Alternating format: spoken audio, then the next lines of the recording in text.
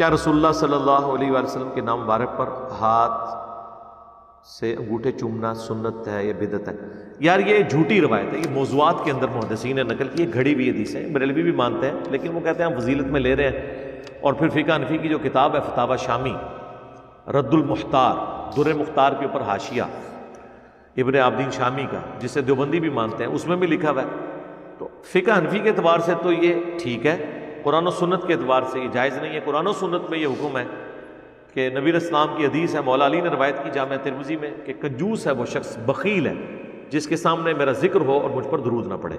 अल्लाहुम्मा सल्ली अला मुहम्मद व अला आलि मुहम्मद। लिहाजा एक मजलिस में एक दफ़ा दुरूशी पढ़ना तो ज़रूरी है। हम तो यहाँ अल्हम्दुलिल्लाह दर्जनों दफ़ा पढ़ते हैं। नबी इस्लाम का नाम सुनते वक्त सल्लल्लाहु अलैहि व आलिहि वसल्लम या अलैहिस्सलाम या अल्लाहुम्मा सल्ली अला मुहम्मद व अला आलि मुहम्मद ये कहना ज़रूरी है एक मजलिस में एक दफ़ा। अंगूठे चूमना सही सनद से साबित है।